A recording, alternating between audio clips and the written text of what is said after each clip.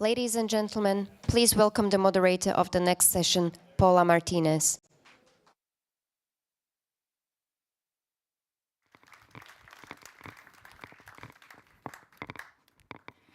Hello, everyone. I'm very pleased to be here today. My name is Paula Martinez, and I am part of the GLOBSEC Young Leader cohort. In real life, I am an information environment analyst at NATO's military strategic headquarters in Belgium, where I specialized in Middle East and Sahel information spaces. The Sahel, the Horn of Africa, have become in recent years the center of gravity for global terrorism. After the groups such as the Islamic State lost the territorial hold of the Middle East, we have seen a shift of these groups into the African continent. This not only highlights the transnational nature of terrorist groups, but it also reflects how the terrorism is an enduring global threat for global security, including that of the Euro-Atlantic area. So today's chat is very important, and without further ado, I would like to please introduce to the stage our distinguished guest, Ahmed Abdi, Member of Parliament and Secretary of the Somali Defense Committee.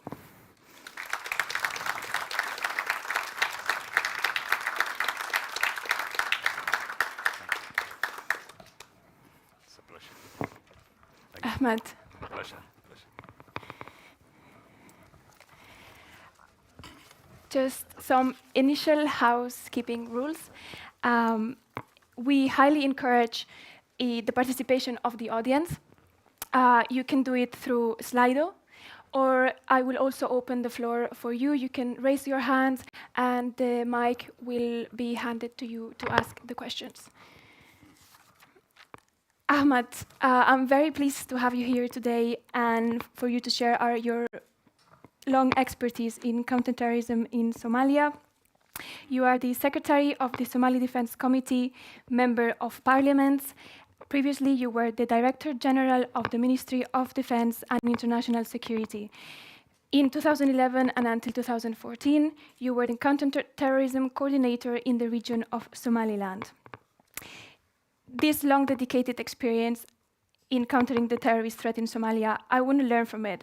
Where does your country stand today in the fight against terrorism? What are its main challenges? Thank you very much. Before I answer your question, I would like to thank GLOBSEC for organizing this wonderful conference and full of ideas. I want to thank the Czech Republic people for their hospitality and welcome. And I want to thank Konrad Adnock and Smishit Kas group for inviting us into this program as an East African community. A great thanks to them. If I go to your specific question, Somalia has been at the epicenter of fighting terrorism in the Horn of Africa for the last 18 years. Since the collapse of the central government of Somalia, what came next was warlords. What came next was Islamic Courts Union, a religious group that took the power from the warlords that was controlling along the city of Mogadishu and many parts of the country. Al-Shabaab was a military wing of the Islamic Courts Union. They came to prominence in 2006 when Ethiopia came to Somalia with the aid of the Somali federal government. That gave them a popularity because of the historical facts between Somalia and Ethiopia. There was a lot of recruitment that our country is going to be invaded by Ethiopia, hiding behind a nationalistic favor, as well as some Islamic thoughts that are contrary to the teachings of Islam. Yes. We have been fighting with Al-Shabaab for the last 18 years.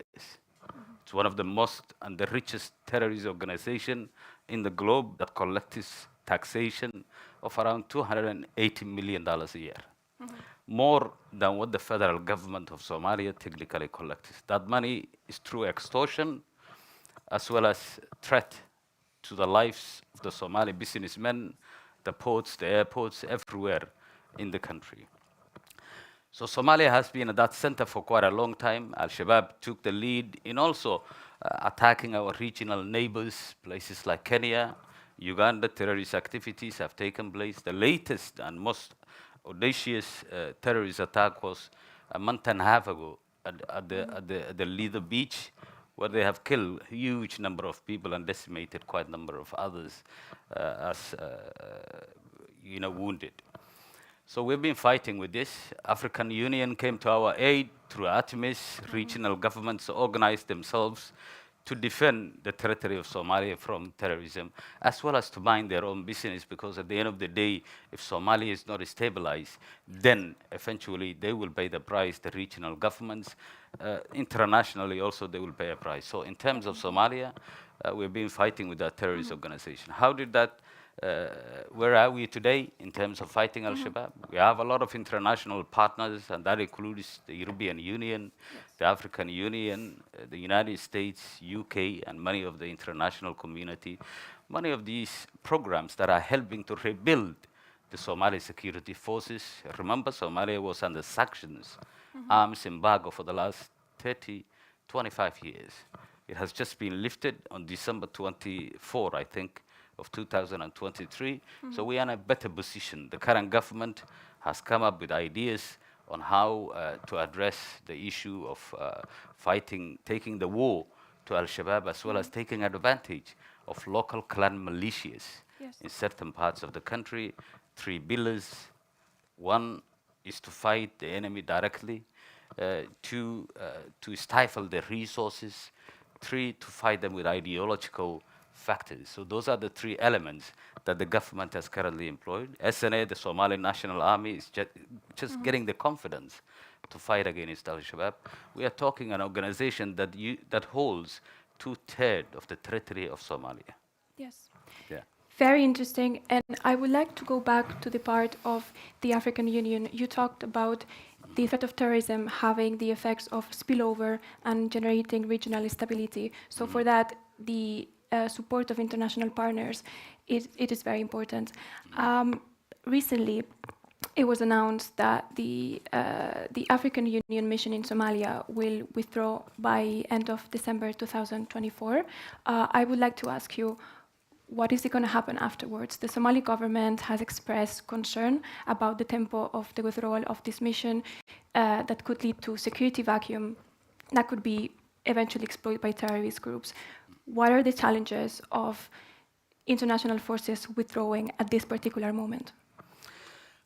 In reality, ATMIS, the team that's transition. currently stationed, African Union transmission mission that's currently operating in Somalia in forward operating bases, protecting the major cities as well as critical infrastructure within Mogadishu, is supposed to expire on the 31st of December 2024. An alternative needs to be brought onto the table. I don't believe our government is also aware of that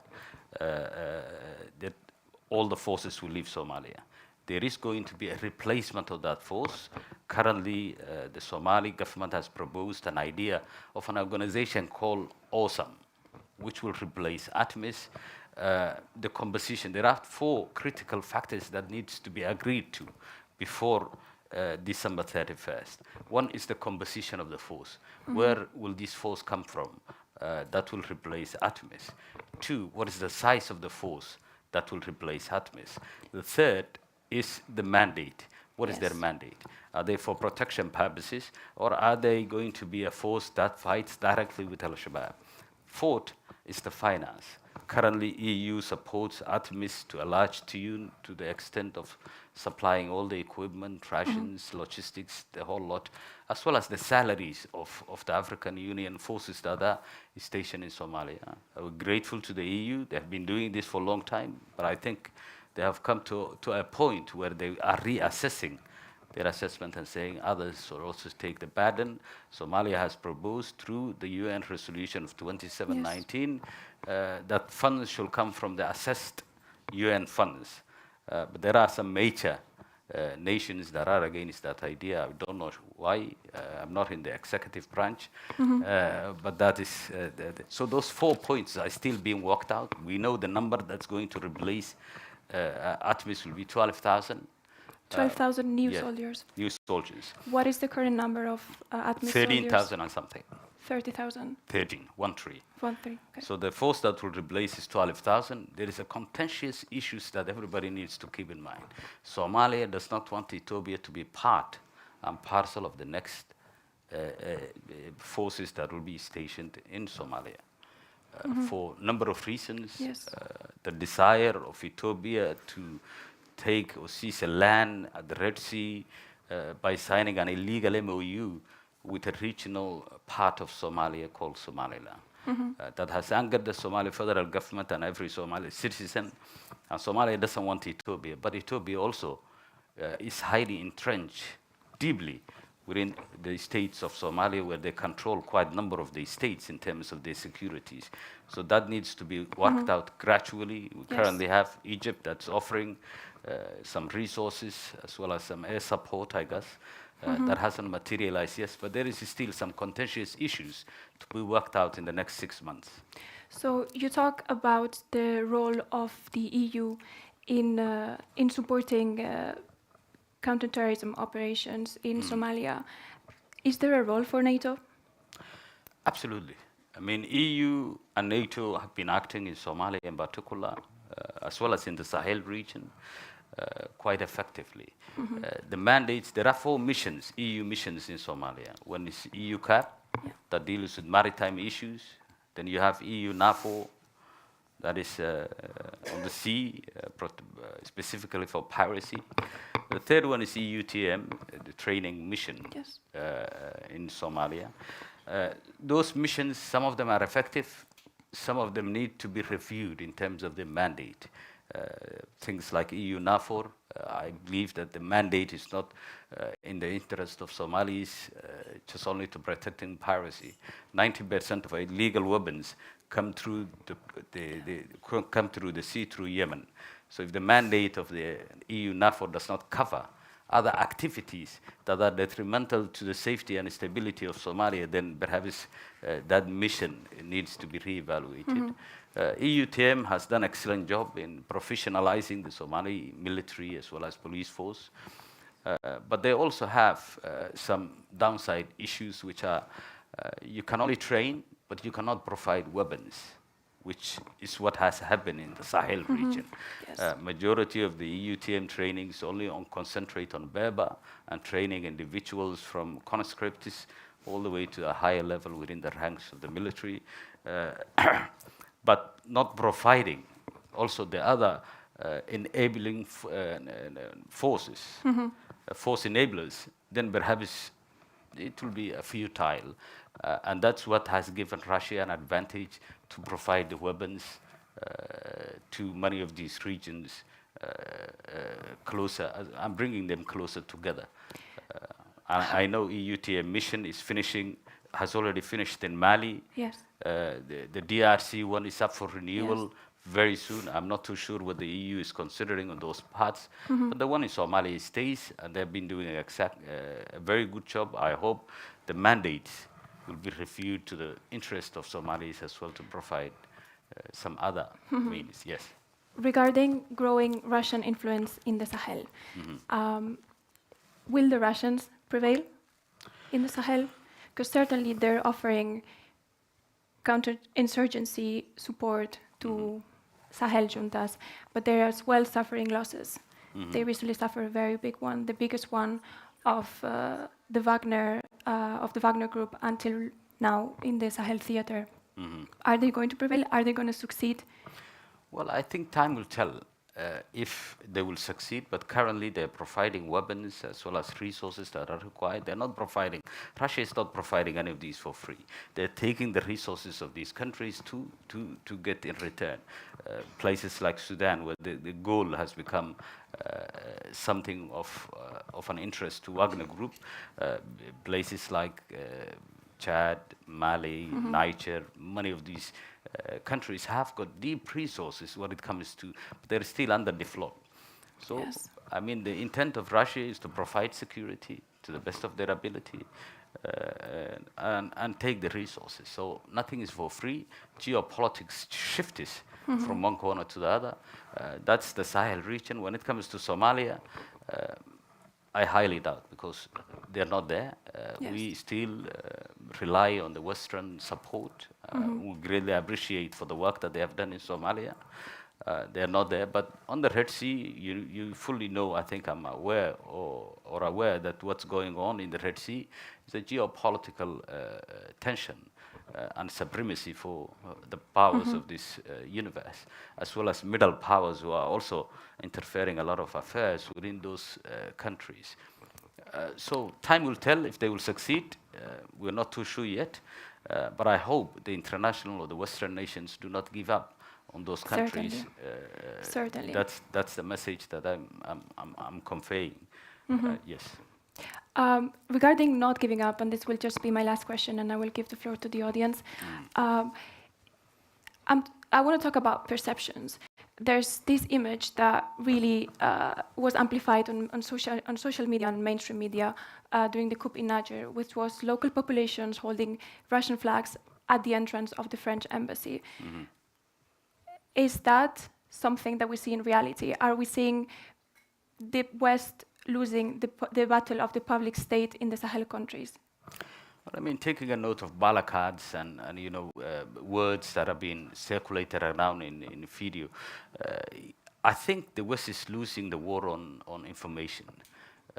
They have done a great job in Mali, Niger, and many of these parts of the country, but nobody's aware to the extent the local public are not aware of what has been done in those areas. So I think the information warfare is quite working in that part, and I think Russia is also very good at that when it comes to propagating information that's not right. Obviously, the continent produces 11 million people a year who are job seekers. Majority of these countries are not developed quite well, and people are tired of the current systems, so they're looking for other venues and things that perhaps may change the local context, rather than worrying about the geopolitical power struggle around the globe. So at the end of the day, I think it also boils down to the extent of all the problems that are faced by Africans within Africa. Yes. I would just like to take one question that we got from the audience. What is an effective strategy to sustainably tackle terrorist organizations? Tough question. Well, that's a hard one, but let me begin by saying that security of obviously I'll raise a couple of points. One, that security and development in the Sahel region or in the Horn of Africa cannot be definitely separated. If there is no development on the ground, then security will not be attainable. And that helping those countries achieve security is integral and enabling their economies to grow and poverty to be reduced, which less attracts many of the younger people who are wasting their lives and energy, either through terrorism or through other illegal activities, or for that matter, human trafficking, Piracy. Migration. Yes. Many of those things will stop if many of these countries have got some form of a development. Africa still holds 40% of world's natural resource, 30 to 40. That's what I read on the newspapers. I'm not too sure. We don't even know what is in the underground, but perhaps maybe the Europeans or the Americans know what's in that underground. And obviously, if that's developed, then perhaps we'll have a better chance of getting some form of jobs. The second point I will raise is that achieving security and development in the Sahel or in proper Africa is only possible through closer regional cooperation. This is that's currently weaker than it is because of the colonial tensions, the border disputes. Many of these regional states have their own problems with each other. So mitigating those problems and coming up with a regional solution for terrorism and many of the other activities will be highly desirable. I guess that also will be the third one. All the states of the region will benefit from considerable capacity building. Democratization is very low. Political interference in many parts of the world many countries of the world in Africa is quite huge. And that needs also to be stemmed, both in areas of core government when it comes to capacity building, including the provision of security and development activities, democratization, institutional building. We have weak institutions throughout Africa that are not capable to challenge either the government or any other institutions. They have not been doing their jobs properly. There's no separation of powers when it comes to the executive, the legislative, as well as other Yes. factors of the government.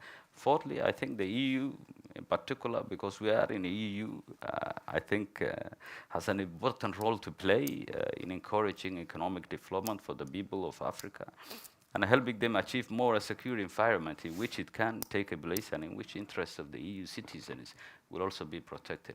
You have in Sudan 6.5 million internally displaced people that are very close to the migration routes to Europe.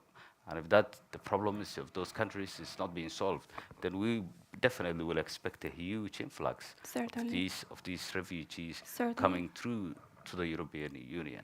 I understand Europe is quite busy on what's happening at the doorsteps of Ukraine, but you cannot also ignore many of the factors around the globe, the wars that are going on, in particular Africa. The Red Sea issue is quite critical. EU is a trading nation. That route is becoming very difficult to travel on. The insurance is becoming too much. The commodities that are being brought into for the other countries is also quite expensive. Yes. So something needs to be done on the geopolitical interest, the mix between Houthis and Al-Shabaab, which runs around the corner between the two sides, the coordination that they already had before, which was Houthis supplying weapons to Al-Shabaab, Al-Shabaab in return, having a good relationship, but that has elevated recently. There's a closer coordination. Somalia, we have seen drones that have been used by Al-Shabaab currently. They have not taken it forward yet, but there are existing drones that they have. That's what the intelligence tells us. And that technology has been imported from, obviously, Yemen. Thank you. Thank you very much for sharing your expertise with us today. Certainly, what is going on in Africa is it's of importance to us. We just keep receiving more and more questions, which unfortunately we're going to be unable to tackle today. But I thank you for all attending this talk. I thank you, Ahmed. Thank you very much for today. Thank sharing you. your It's a expertise with pleasure us. indeed. It's a pleasure. Thank you. And thank you very much. That's it? Yes. You finished?